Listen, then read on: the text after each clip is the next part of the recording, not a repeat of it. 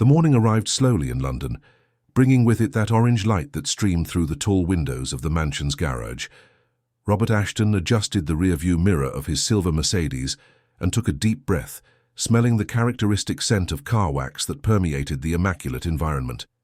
It was 7:30 on a Tuesday morning that promised to be decisive for his business. The meeting scheduled for 9 o'clock would finalize the sale of one of his companies, a business he had been building for over 15 years. He placed his hand on the gear shift, observing for an instant the sun's reflection on the bodywork of the other vehicles parked in the spacious garage. Everything seemed perfect that morning, except for the knot he felt in his stomach whenever he thought of Veronica, his wife. The marriage that had once been promising was now just a facade maintained for convenience and social appearances. In the last 2 years, their relationship had transformed into something cold and distant, especially after Robert decided to alter his will to include Julia, his daughter from his first marriage. Robert was about to start the engine when he heard shouts coming from the side door of the garage. They were desperate shouts, laden with urgency and fear. He frowned, confused, trying to identify the source of the unexpected commotion. In 15 years of working for the family, Mrs. Henderson had never raised her voice like that. The housekeeper had always been a discreet, polite, and respectful woman, always maintaining the composure appropriate to her role. The door burst open and Mrs. Henderson appeared, running, her uniform disheveled and her face red from physical exertion. She waved her arms frantically, gesturing for him to stop the car. Robert felt a pang of concern mixed with irritation at the abrupt breach of protocol. He turned off the engine and opened the car door, stepping out to understand what was happening. Mrs. Henderson stumbled towards him, leaning on the car's bonnet as she tried to catch her breath. Her chest rose and fell rapidly, and her hands trembled visibly. Robert had never seen her in such a state. The woman had always been calm and composed, handling the most diverse domestic situations with efficiency and serenity. Seeing that transformation in her behavior sent a shiver down the businessman's spine. Mrs. Henderson finally managed to speak, her voice coming out broken by the lack of air. The words she uttered made Robert's world stop for an instant. She said that Mrs. Veronica had tampered with the car the previous night, that she had seen something terrible, and that he absolutely could not drive that vehicle. Robert felt his legs weaken. He looked at the housekeeper, trying to process what he had just heard, searching her eyes for any sign of confusion or mistake. The accusation was extremely serious. Robert had known Veronica for 12 years and had been married to her for 10. Despite all the recent problems in their relationship, the idea that his wife could do something to harm him seemed too absurd to be true. He asked Mrs. Henderson if she was sure of what she was saying, if there couldn't be some misunderstanding. The housekeeper shook her head negatively, tears beginning to form in her eyes. With her breathing still ragged, Mrs. Henderson began to recount what she had witnessed. She explained that the previous night, around midnight, she realized she had forgotten her handbag in the kitchen. As she needed to catch the bus very early the next morning, and the bag contained her money and documents, she decided to go back for it. Upon entering through the back door, which was always left unlocked for staff, she spotted a faint light coming from the garage. Curious and concerned about the possibility of an intruder, Mrs. Henderson approached silently. It was then that she recognized Veronica's silhouette, illuminated by the light of a flashlight. The mistress of the house was dressed in dark clothes, completely different from the elegant outfits she usually wore. Beside her on the floor was an open toolbox. Mrs. Henderson felt a chill in her stomach and hid behind the pantry door, observing the scene unseen. Veronica opened the bonnet of the silver Mercedes with precise movements, as if she knew exactly what she was doing. For over half an hour, she worked under there, using tools and tinkering with parts of the engine that Mrs. Henderson couldn't identify from her position. The housekeeper said she was paralyzed, not knowing what to do, fearing discovery, and at the same time feeling that she was witnessing something terrible. What frightened Mrs. Henderson most was hearing Veronica talking to herself as she worked. The words came low but clear in the quiet of the night. She cursed Robert, murmured about the dangerous road he would take the next day to get to the neighboring city where the meeting would be held. She said things about finally getting everything she deserved, about not accepting to be humiliated by the division of the inheritance. When she finished, Veronica's hands were covered in grease. She closed the bonnet carefully, put away the tools, and left the garage through the same door she had entered. Mrs. Henderson remained hidden there for a few more minutes, her heart pounding, trying to understand what she had just witnessed. She spent the entire night awake, distressed, torn between the fear of getting into trouble and the awareness that she could not allow something bad to happen to her employer. Robert had always been fair to her, paid on time, respected her hours, and had never treated her with contempt. He was a good man, and she couldn't bear the weight on her conscience if she remained silent. Robert listened to all of this feeling, the ground disappear beneath his feet. He looked at the car, at the gleaming bonnet under the morning light, and then back at Mrs. Henderson. The sincerity in her eyes was undeniable. That woman had no reason to invent such a serious story. She had never shown any resentment or interest in causing problems in the family. On the contrary, she had always been loyal and dedicated. With trembling hands, Robert approached the front of the vehicle. He was not a mechanic. His knowledge of the internal workings of a car was limited, but something in his instinct urged him to check. He opened the bonnet and began to examine the engine. Everything seemed normal at first glance, but then his eyes caught something strange. There were recent marks on some parts, signs that tools had been used there recently, and then he saw the brake system cables. The cut was too precise to be natural. Robert didn't need to be an expert to realize that this was not the result of wear and tear or use. Someone had intentionally cut those cables using pliers or a similar tool. The reality of that discovery fell upon him like an overwhelming weight. He stepped away from the car, feeling nauseous. The woman with whom he shared a bed every night had tried to do something terrible to him. Mrs. Henderson approached, placing a hand on his arm in a gesture of silent solidarity.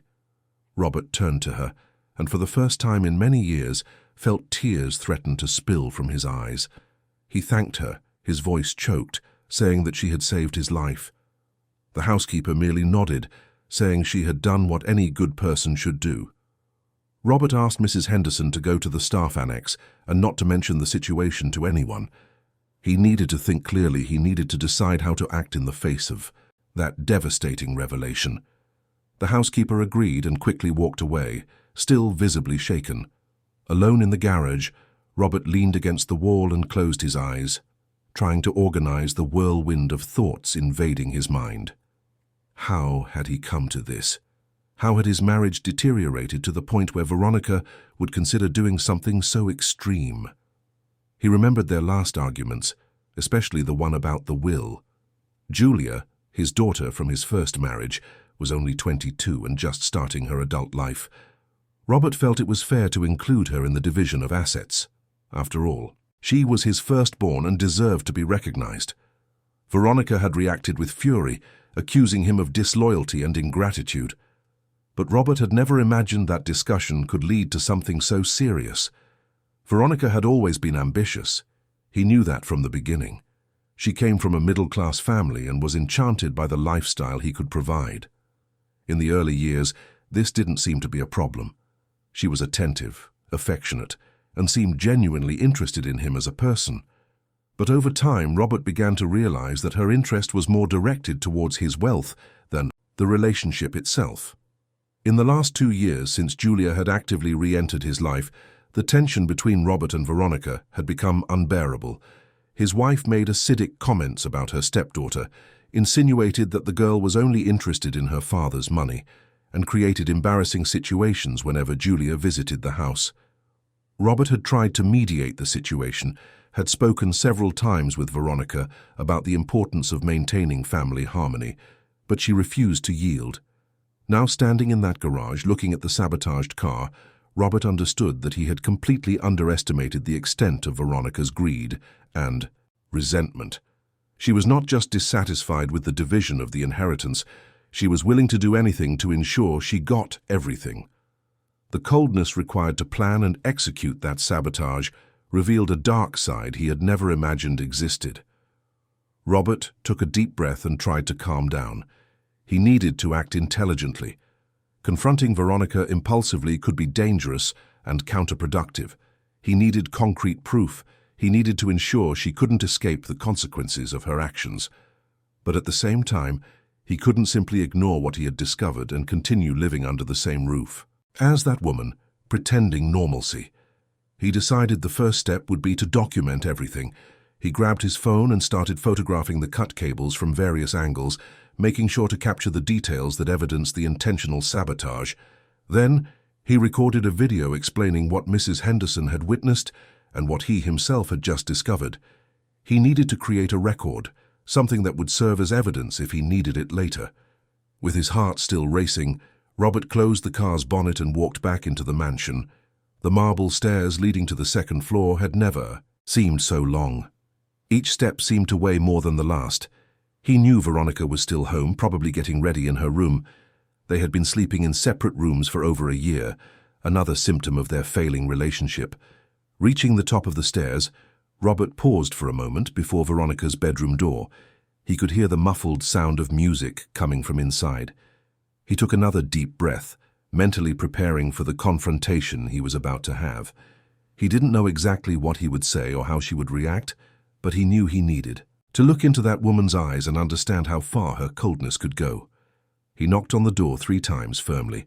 Veronica's voice came from the other side of the door, calm and melodious as always. She told him to come in, that the door was open. Robert turned the doorknob and pushed the door open, revealing the luxurious bedroom Veronica had decorated with refined and expensive tastes. French silk curtains adorned the windows, an antique French dressing table occupied a privileged corner, and the scent of an imported perfume hung in the air. Veronica was sitting at the dressing table, applying red lipstick to her lips with precise and delicate movements. She wore an elegant navy blue dress, her dark brown hair was impeccably styled, and her jewelry sparkled under the soft room light.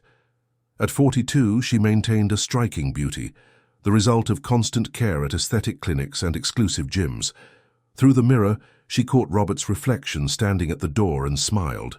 Her smile was what disturbed Robert most at that moment. It was natural, carefree, almost warm. How could someone smile like that after having spent the previous night sabotaging her own husband's car? The dissonance between what he knew she had done and the tranquility she displayed was terrifying. Veronica turned in her chair to face him directly, crossing her legs elegantly. She asked if he was well, commenting that he looked pale. She said she hoped he wasn't getting sick precisely on the day of such an important meeting.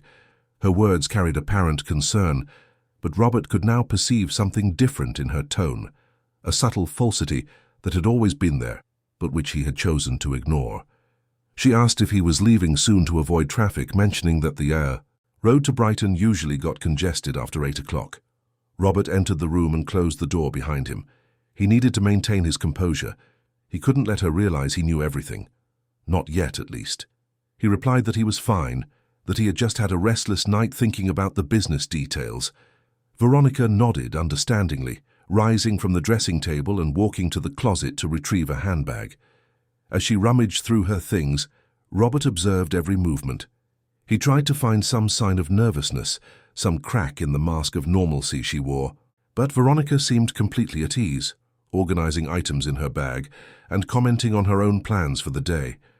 She mentioned she had an appointment at the beauty salon and would then meet some friends for lunch at the club. Robert decided to test the waters. He casually commented on the car, saying he was thinking of taking it for a checkup, as he had noticed some strange noises in recent days. He carefully observed her reaction.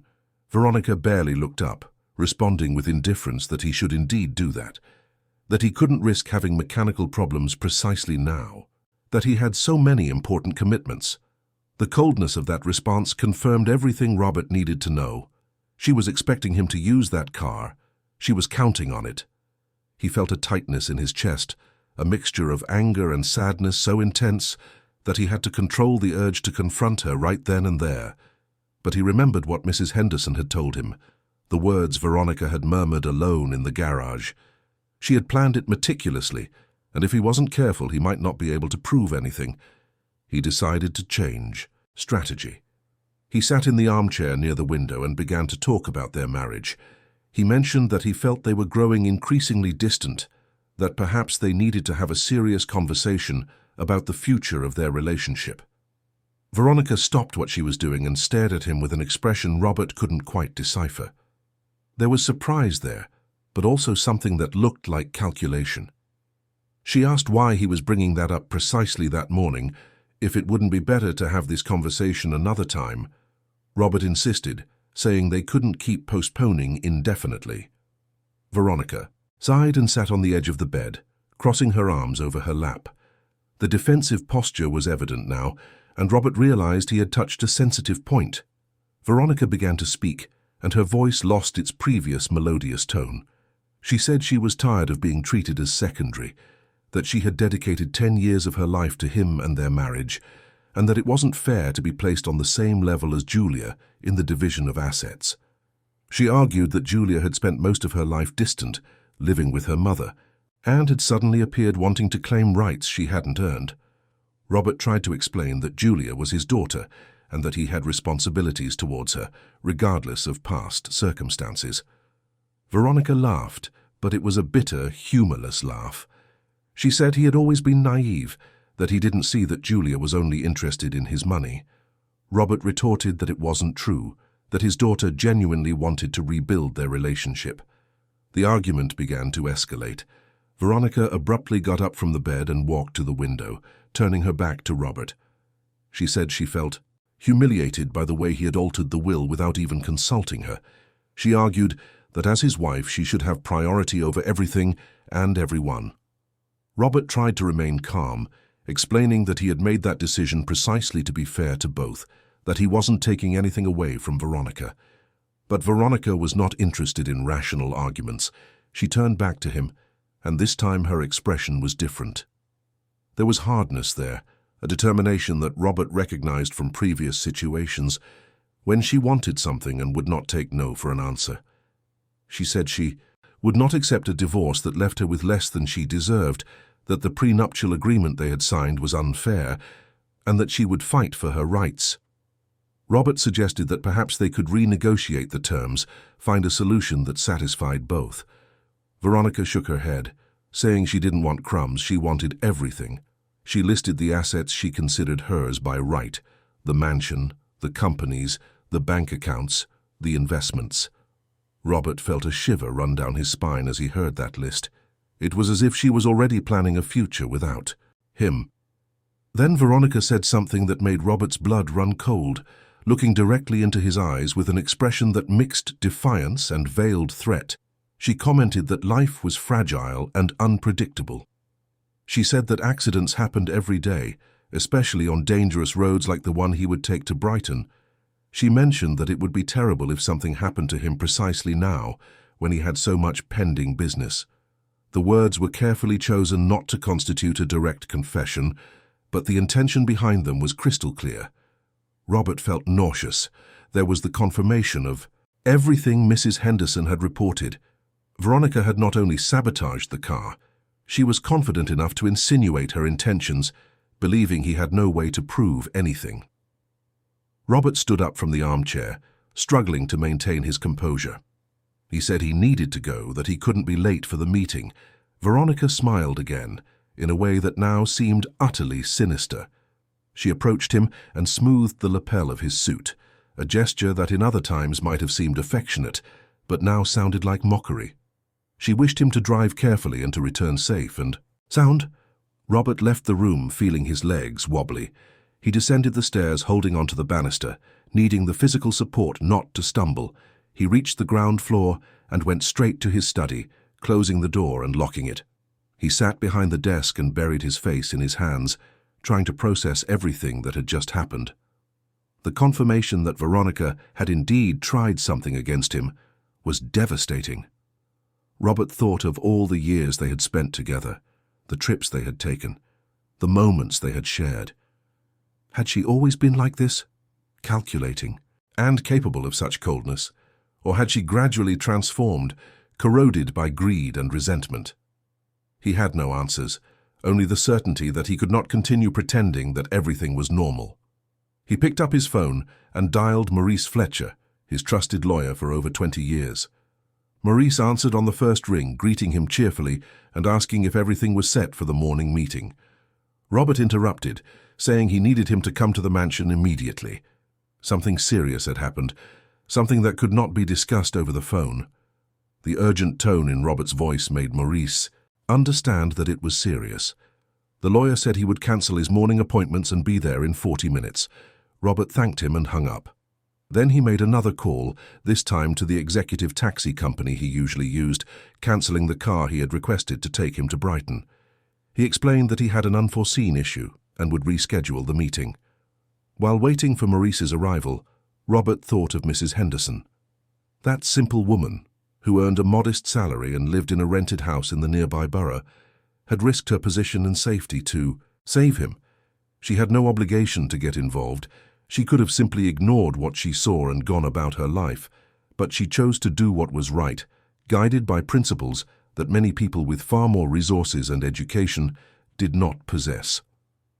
Robert decided at that moment that, regardless of what happened from then on, he would ensure Mrs. Henderson was rewarded for her courage and integrity. She deserved much more than a simple thank you. She deserved security, comfort, and the peace of mind of knowing that she had made a difference in someone's life. The minutes dragged on as Robert waited. He stood up and went to the study window, observing the impeccably maintained garden. Gardeners worked among the plants, oblivious to the drama unfolding inside the house. Life continued its normal course outside, while within those walls everything was crumbling. Maurice Fletcher arrived at the mansion exactly 43 minutes after the call. Robert received him personally at the door, dismissing the butler who normally performed that function. The lawyer was a 58-year-old man with neatly cut grey hair, discreet framed glasses, and an impeccable grey suit. His normally calm expression now showed signs of concern as he noticed Robert's visibly shaken state. They went to the study, and Robert locked the door again. Maurice sat in one of the leather armchairs while Robert remained standing, pacing back and forth. The lawyer waited patiently, knowing his client well enough to know he would speak when he was ready. Robert finally stopped before the window, his back to Maurice, and began to tell everything. He recounted Mrs. Henderson's desperate warning, her testimony about what she had witnessed in the garage during the early hours, the check he himself had made on the car, and the cut cables he had found. Maurice listened in silence, his face becoming progressively more serious with each detail revealed. When Robert mentioned the conversation he had had with Veronica moments earlier, especially the veiled insinuations about accidents and the fragility of life, the lawyer leaned forward in his armchair. Robert finally turned to face him. He showed the photos and videos he had recorded in the garage, enlarging the images on the computer so Maurice could clearly see the cuts in the cables. The lawyer examined everything with professional attention, asking specific questions about times, details of Mrs. Henderson's testimony, and the exact sequence of events. His legal mind was already working, analyzing angles and possibilities. Maurice leaned back in the armchair and removed his glasses, cleaning the lenses as he thought. He told Robert that the situation was extremely serious, that what Veronica had tried to do had no other definition than a deliberate attempt to seriously harm him. However, he warned that proving it legally would be challenging. A good defense lawyer could argue that Mrs. Henderson had invented the story for some personal motivation, or that someone else had access to the garage. Robert felt frustration growing within him. He asked if the photos of the cut cables were not sufficient proof. Maurice patiently explained that the photos proved there was sabotage, but did not necessarily identify the perpetrator. Without additional witnesses or physical evidence directly linking Veronica to the act, it would be a complicated legal battle. He suggested they needed to involve the authorities, but strategically. The lawyer knew a trusted detective, someone experienced and discreet who could conduct an appropriate investigation. Maurice picked up his phone and made a call, briefly explaining that he had a delicate situation that required immediate attention from someone he trusted. After a brief conversation, he hung up and informed Robert that Detective Henry Campbell would be there in less than an hour. While they waited, Maurice instructed Robert on how to proceed. It was crucial that he did not confront Veronica directly about the suspicions or let on that he knew about the sabotage. They needed time to gather more solid evidence. Robert agreed, although the idea of having to pretend normalcy in front of that woman deeply revolted him. Maurice also suggested they talk to Mrs. Henderson before the detective arrived, so she could recount everything again in detail. Robert agreed and sent a message to the housekeeper, asking her to come to the main house discreetly. She arrived a few minutes later, visibly nervous about being called to the study where normally only important matters were discussed. Robert immediately reassured her, introducing Maurice and explaining that she was not in trouble, quite the opposite. They needed her to repeat exactly what she had seen the previous night, with all the details she could remember. Mrs. Henderson sat on the edge of the chair, her hands clasped in her lap, and began her account again. This time, Maurice asked specific questions, establishing a precise chronology of events. What time exactly had she left home? What time did she return? Through which entrance? Where was the moon that night? Was there enough light to see clearly? Mrs. Henderson answered everything with the calm of someone telling the truth, without contradictions or hesitations that could indicate fabrication. She described Veronica's exact position in the garage, the tools she saw in the box, the movements her employer made while working under the car's bonnet. She repeated the words she had heard Veronica murmur, about deserving to keep everything, about the dangerous road, about finally getting what she wanted. The testimony was consistent and detailed, imbued with an authenticity that could not be faked. Maurice thanked Mrs. Henderson for her courage and integrity. He explained that a detective would come to talk to her soon, and that she should tell exactly the same story, without omitting or adding anything. The housekeeper nodded, saying she was willing to do whatever was necessary. Robert held her hand for a moment, his eyes conveying a gratitude that words could not adequately express. Detective Henry Campbell arrived promptly. He was a serious-looking man, his early 50s, evident in the lines on his face and the white strands beginning to dominate his hair. He wore discreet civilian clothes and carried a worn leather briefcase. Maurice greeted him with familiarity, and it was clear that the two had worked together on other cases over the years. Robert repeated the entire account a third time, now for the detective. Henry listened with professional attention, making occasional notes in a small notebook. When Robert finished, the detective asked to see the photographic evidence and speak with Mrs. Henderson personally. She was called again and recounted everything once more, maintaining the same impressive consistency in every detail. Henry listened without interruption, then asked some additional questions to clarify specific points. When he finished, he leaned back in his chair and sighed heavily. He said the situation was serious and that there were enough elements to justify a formal investigation. However, he warned that they needed to proceed with extreme caution. The detective explained that cases involving people with significant financial resources tended to complicate quickly. Expensive lawyers could create alternative narratives, question the credibility of witnesses, and turn the process into a prolonged and exhausting battle. They needed irrefutable evidence that left no room for alternative interpretations. Henry suggested they search the house, specifically Veronica's room and belongings, looking for the tools she had used or any other physical evidence that linked her to the sabotage. He could obtain a warrant based on Mrs. Henderson's testimony and the photos of the cut cables, but that would take a few hours and alert Veronica that she was under investigation. Robert had an idea. Veronica had mentioned she would be out all day, first at the salon and then at the club with friends. This would give them a few hours to conduct a discreet search without alerting her. Henry considered the suggestion but hesitated, explaining that a warrantless search could legally compromise any evidence found. Maurice intervened, suggesting that Robert, as the homeowner, could technically authorize access to any room. It was a legal gray area, but Henry agreed it was worth trying, especially if they found something they could use to obtain a formal warrant later. They decided to wait until Veronica left the house. Robert sent a message to the private driver she usually used, asking him to inform him when he took her away.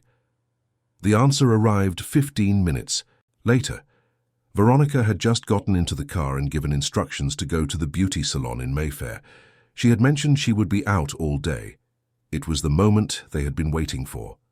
Henry, Maurice, and Robert went up to Veronica's room, taking Mrs. Henderson with them so she could identify any item she recognized from the previous night. The room was immaculate, as always. The bed was made with military perfection. There were no clothes strewn about, no sign of disorder. Veronica was meticulous with her personal organization, a personality trait Robert had always admired, but now realized could work against her. Organized people tend to store things systematically, and this would facilitate the search. They started with the enormous closet that occupied an entire wall of the room. Perfectly organized shelves displayed shoes aligned by color and style, handbags arranged in order of size, clothes hung with uniform spacing. Henry methodically examined everything, looking for anything that seemed out of place or hidden. Nothing relevant was found in the more visible areas. It was Robert who noticed a subtle inconsistency. At the back of the closet, there was a row of stacked shoeboxes. Most were perfectly aligned, but one of them on the second shelf from the bottom was slightly displaced. It was such a small detail that anyone could ignore it, but Robert knew Veronica's obsessive perfectionism well. She would never leave something out of alignment due to carelessness. Henry carefully took the box, using a handkerchief to avoid leaving additional fingerprints. He opened it and found, instead of shoes, a pair of industrial rubber gloves. Even from a distance, it was possible to see the dark stains that soiled them. Mrs. Henderson approached and immediately confirmed that those were the gloves she had seen Veronica wearing the previous night. The stains were automotive grease, still fresh enough to smudge fingers upon touch. Maurice and Robert exchanged meaningful glances. Here was concrete physical evidence directly linking Veronica to the sabotage. Henry photographed the gloves in situ before removing them from the box, carefully placing them in a transparent plastic bag he had brought with him.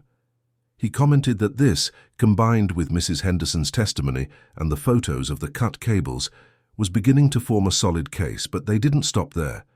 Henry suggested they check Veronica's digital history, especially her personal computer and phone.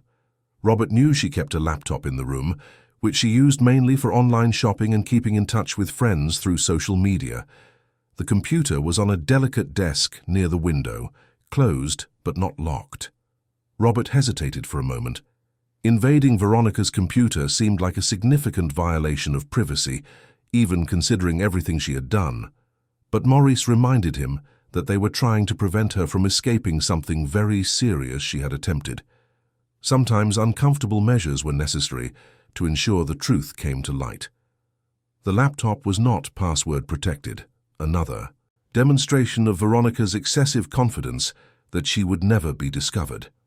Henry opened the browsing history, again using a handkerchief to avoid leaving fingerprints. What they found there was even more incriminating than the gloves. Over the past 3 months, there had been dozens of searches related to automotive mechanics. Veronica had specifically researched brake systems, how they worked, what the critical components were. She had visited forums where people discussed mechanical problems and their causes. More worryingly, there were searches about accidents on winding country roads, statistics on brake failures, and even a video tutorial on how to identify vulnerable points in automotive systems. Henry noted down each relevant URL, taking screenshots as evidence. Maurice looked over his shoulder, shaking his head in disbelief. It was as if Veronica had left a digital diary of her intentions, a complete trail of premeditation. Robert felt a contradictory mix of relief at having such clear evidence and horror at realizing how calculated his wife's attempt against him had been. There were also searches about inheritances and wills, about spousal rights in cases of unexpected events, about life insurance and legal procedures after tragic occurrences. It was a macabre collection of information that painted an unequivocal picture of what Veronica had planned. She not only wanted to harm Robert, she had meticulously studied the consequences and benefits she would obtain. Detective Henry closed the laptop and turned to Robert and Maurice. He said they had more than enough material to proceed. The greasy gloves, Mrs. Henderson's eyewitness testimony, the photos of the cut cables, and now the internet history formed a robust case. He would immediately request a formal search and seizure warrant and an order for interrogation. Maurice agreed, but suggested they be even more strategic. Veronica would likely return home in the late afternoon, expecting to hear news about a road accident. Her reaction upon discovering that Robert was well and at home could be revealing. Henry considered the idea and proposed setting up a discreet surveillance operation, with plainclothes officers already positioned when she arrived. Robert agreed to the plan, although the idea of having to spend a few more hours pretending normalcy made him nauseous. They went back down to the study, where Henry made several calls organizing the operation. Maurice took the opportunity to draft a formal statement from Robert about the events, which would be used in the legal process that would inevitably follow. Mrs. Henderson was released to return to the staff annex, with instructions to remain available for when the police needed her formal testimony. Robert walked her to the door, thanking her again. The housekeeper simply squeezed his hand and said she hoped everything would be resolved in the best possible way. There were tears in her eyes, not of fear, but of relief at having done the right thing. The following hours dragged on with agonizing slowness. Robert tried to work, answer emails, make calls about the rescheduled meeting, but his mind constantly returned to what was to come. Maurice remained with him, offering moral and legal support as needed. Henry left to organize his team, but maintained constant contact via phone. Around 4 in the afternoon, Veronica's driver sent a message informing them he was bringing her back. She had spent the day as planned, first at the salon and then having lunch at the club. Apparently, she was in a good mood, talking animatedly about a trip she intended to take. The driver estimated arrival in approximately 25 minutes, depending on traffic. Henry returned to the mansion with 3 plainclothes officers. They positioned themselves discreetly in the living room, where they would not be immediately visible from the main entrance. Robert was instructed to receive Veronica normally, as if he were just home earlier than expected. Maurice would stay in the study, out of sight, ready to intervene if necessary. Robert sat in the living room, trying to appear relaxed while his heart pounded. He listened to every sound coming from the street, anticipating the car's arrival. Henry sat in a side armchair, casually flipping through a magazine, but his alert eyes missed no detail. The other officers remained, in positions that allowed them to view the main entrance. The sound of a car engine arriving filtered through the windows. Robert felt his breathing quicken. Footsteps approached the door, followed by the sound of a key turning in the lock. The door opened, and Veronica entered, carrying several shopping bags from expensive shops. She was radiant, her freshly styled hair gleaming under the light of the entrance chandelier. Her smile vanished the instant she saw Robert sitting in the room.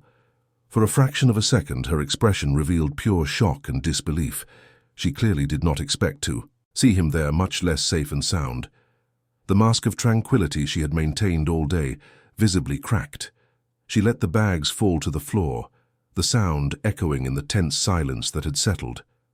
Robert observed every micro-expression cross Veronica's face: shock, confusion, fear, and then, as she tried to regain her composure, a desperate attempt at normalcy. She asked what he was doing home so early, why he hadn't gone to the meeting in Brighton. Her voice tried to sound casual but came out slightly high-pitched, betraying her nervousness. It was at that moment that Henry stood up from the armchair, showing his identification. The other officers also revealed themselves, positioning themselves strategically around the room.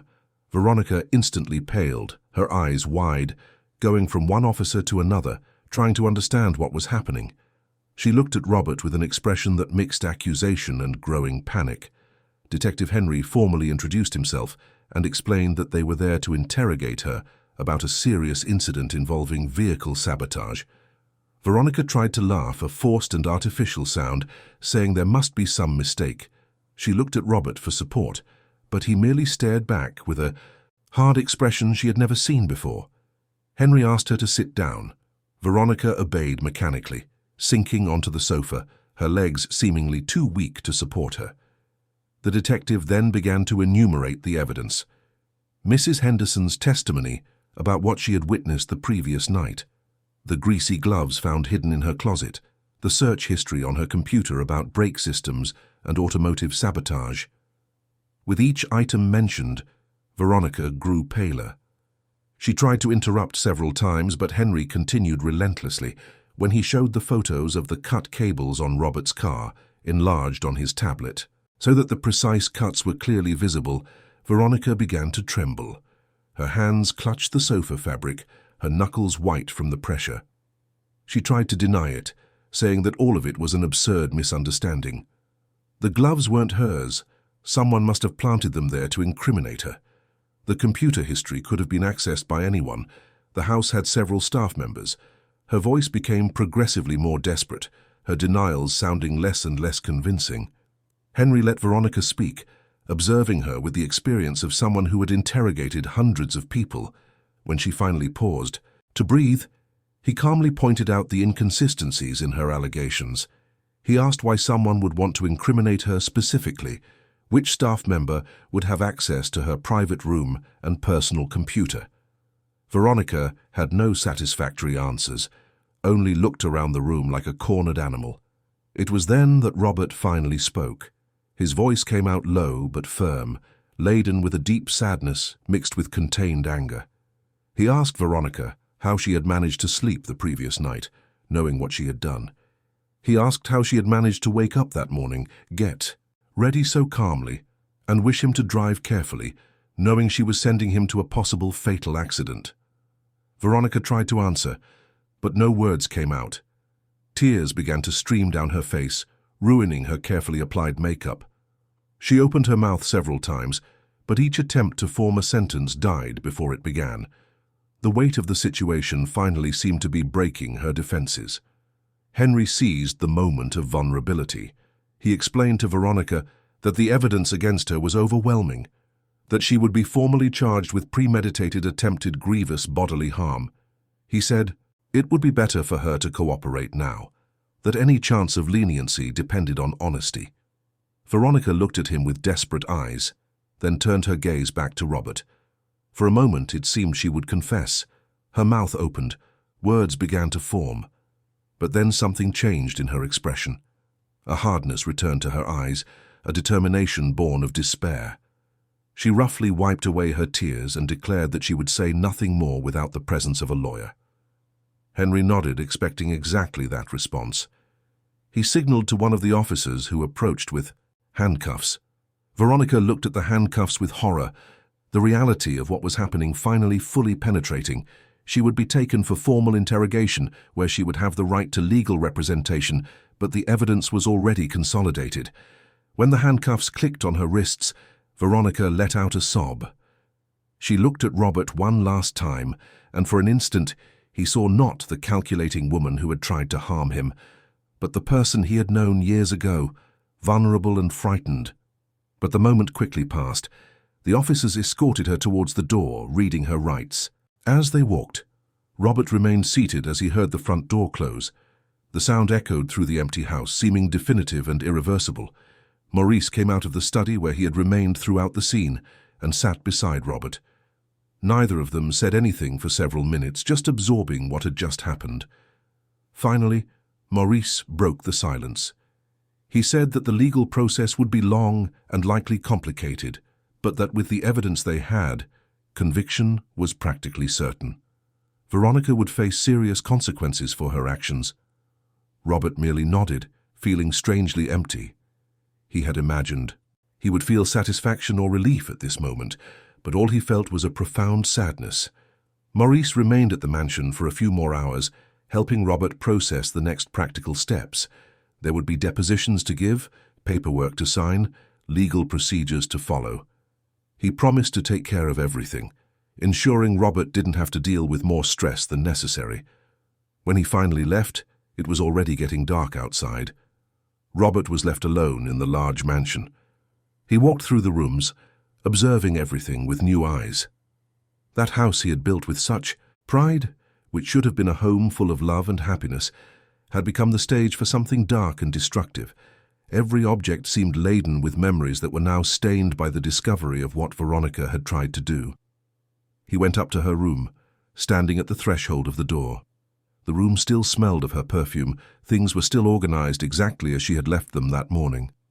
It was surreal to think that only a few hours earlier she had been there getting ready, hoping her plan would succeed. Robert closed the door and decided he would have all her belongings collected the next day. He went downstairs again and walked to the staff annex, where Mrs. Henderson lived. He knocked on the door, and she answered quickly, her eyes still red from crying. She had watched from the window as the police took Veronica away, and the reality of the situation had deeply shaken her. Even knowing she had done the right thing, it was hard not to feel responsible for another person's fate. Robert entered and sat at her simple kitchen table. Mrs. Henderson served coffee, her hands trembling slightly as she held the cup. They sat in silence for a moment, each dealing with their own thoughts and emotions. Finally, Robert held her hand across the table and said she had literally saved his life. Mrs. Henderson began to cry again, saying she couldn't believe Mrs. Veronica was capable of something like that. She had worked for the family for so long, had seen the marriage in its better days, and it was painful to witness how everything had deteriorated. Robert agreed, sharing his own difficulty in processing how things had reached that point. He told Mrs. Henderson that he wanted to reward her appropriately for her courage. She tried to refuse, saying she had only done what her conscience dictated, but Robert insisted. He explained that he would arrange a significant sum that would allow her to buy her own home and live with more comfort and security. She deserved that and much more.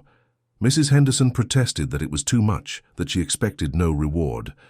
But Robert was firm, saying it was non-negotiable.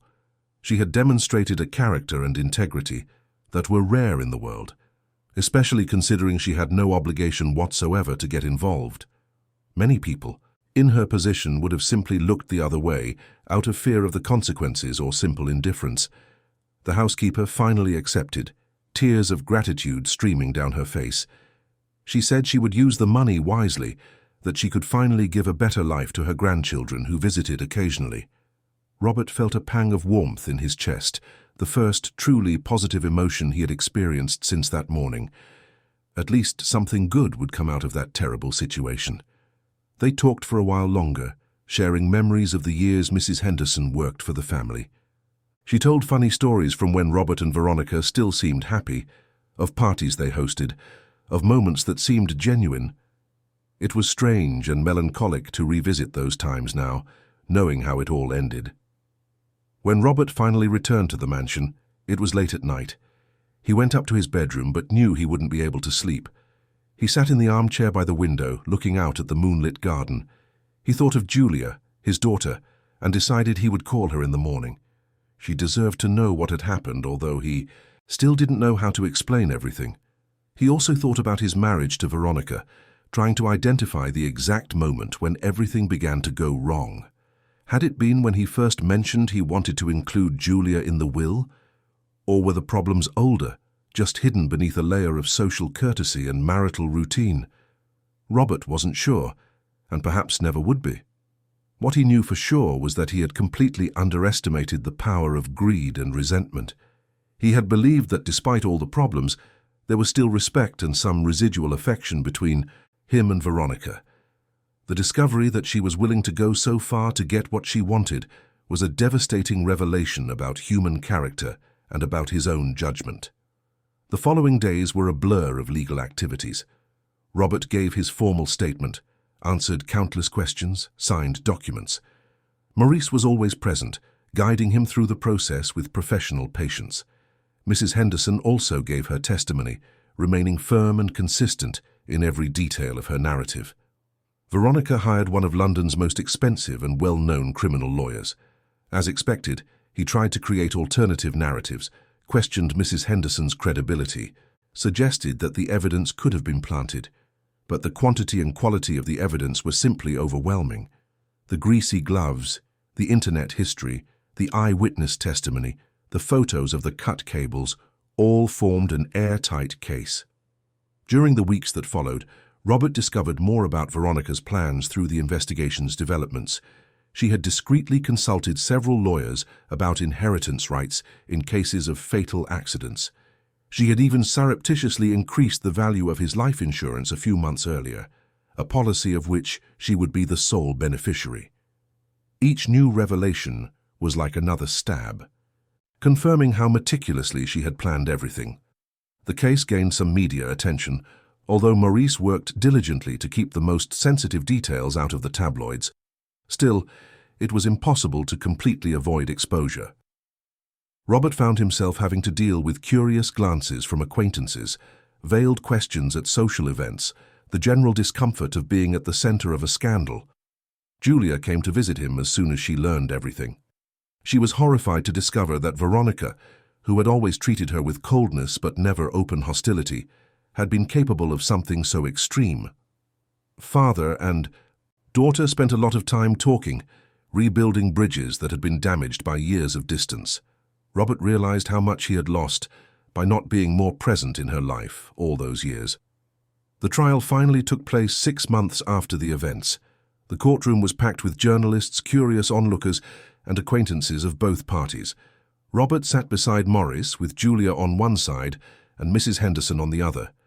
Veronica entered, escorted, wearing a discreet suit and with her hair pulled back in a simple bun, very different from the glamorous appearance she usually maintained. The trial lasted 3 days. The prosecution presented all the evidence meticulously: the photos, the videos, Mrs. Henderson's testimony, expert reports on the cut cables, forensic analysis of the gloves, the complete browsing history from the computer. Every piece of the puzzle was presented clearly and irrefutably. The defense did its best, trying to create reasonable doubt, questioning interpretations and motives. But it was like trying to hold water with your hands. The evidence leaked through every argument, flooding any attempt to build a convincing alternative narrative. Veronica's lawyer was good, but there was no rhetorical magic that could overcome such solid facts. Mrs. Henderson took the witness stand and told her story once more. Her sincerity was palpable, every word laden with evident truth. When the defense lawyer tried to suggest she might have invented everything for some personal reason, she looked at him with dignity and asked what reason she could possibly have to invent something so serious. She had everything to lose and nothing to gain from a lie of that magnitude. Robert also testified, describing his relationship with Veronica. The recent tensions, the conversation they had on the morning of that fateful day. It was painful to relive everything publicly, to expose the intimate details of a failed marriage before a room full of strangers. But he knew it was necessary, that the truth needed to be established completely and unequivocally. Veronica chose not to testify in her own defense, a right her lawyer wisely recommended she exercise. Anything she said on the witness stand could only worsen her situation. She remained seated throughout the trial, with a carefully neutral expression that only broke occasionally when some particularly incriminating evidence was presented. The closing arguments were presented. The prosecutor made an eloquent summary of how the evidence demonstrated beyond a shadow of a doubt that Veronica had premeditated and executed an elaborate plan to severely harm her husband, motivated by greed and resentment. The defense lawyer made a last effort to humanize his client, speaking about emotional difficulties and temporarily impaired judgment, but his words sounded hollow against the weight of the evidence. The jury retired to deliberate. Robert, Morris, Julia, and Mrs. Henderson waited in an adjacent room. The hours dragged on, each minute seeming to last an eternity. Robert couldn't stop thinking about how his life had radically changed in just 6 months. Everything he thought he knew about his reality had been turned upside down. Finally, after 4 hours of deliberation, the jury returned. Everyone returned to their places in the courtroom. The silence was deafening as the jury foreman stood to read the verdict. Guilty. The word echoed through the room like a ringing bell. Veronica closed her eyes, her face paling even further, if that were possible. The sentence came 2 weeks later.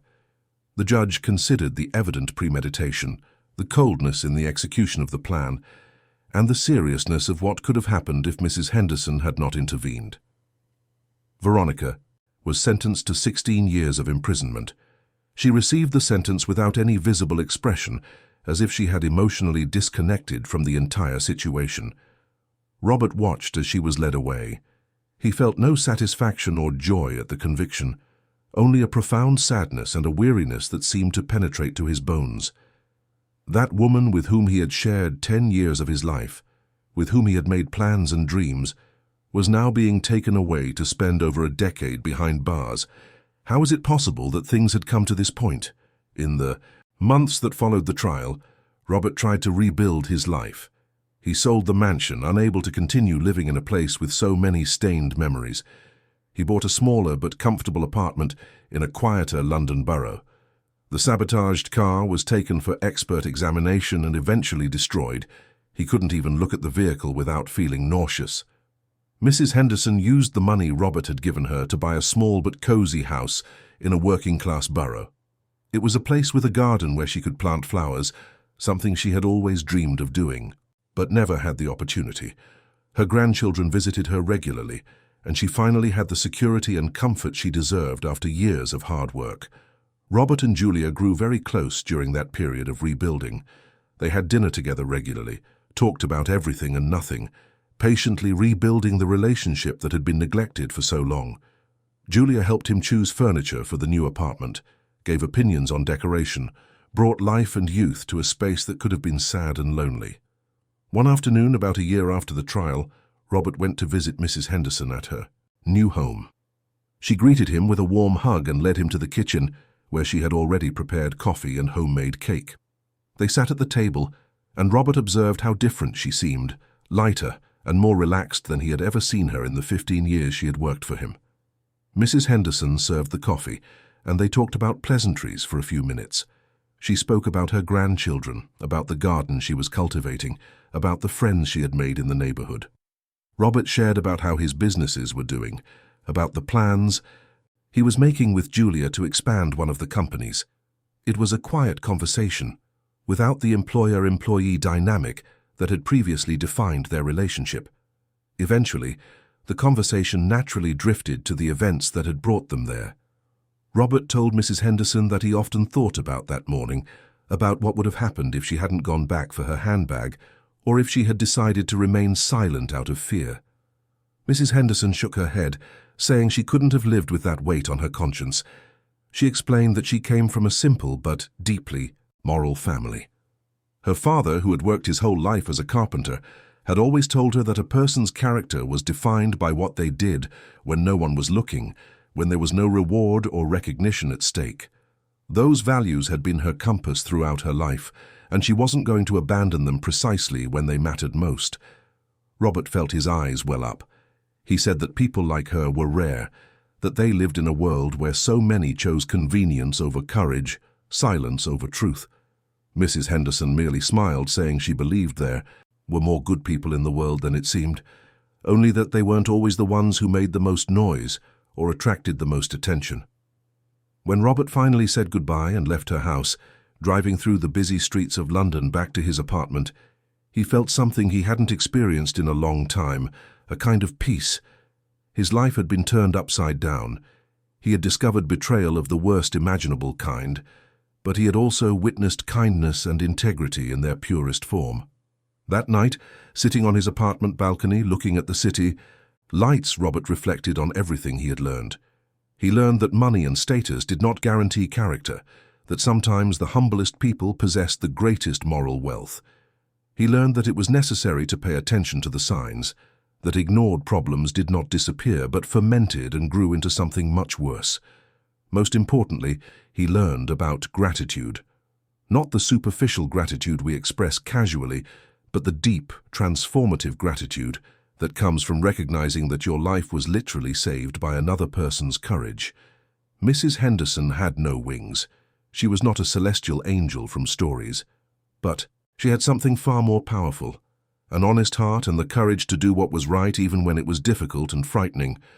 Robert decided that he would dedicate the rest of his life to being worthy of that gift he had received. He would work to be a better father to Julia, a more conscious and ethical businessman, a person who paid attention not only to financial statements, but to human values. He created a foundation to help domestic workers gain access to education and decent housing, a way to honor what Mrs. Henderson represented. End of story. Dear listeners, we hope Robert and Mrs. Henderson's story has deeply touched your hearts. This narrative reminds us that true heroes don't always wear capes. Sometimes they wear simple uniforms and possess extraordinary hearts. If this story resonated with you, don't forget to subscribe to our channel and leave a like on the video. Every day we bring unique narratives that celebrate the complexity of the human experience and the values that make us better. Don't miss our next content. We'd love to hear your opinion in the comments. Would you have had Mrs. Henderson's courage? What lesson did this story leave you with? We await you there.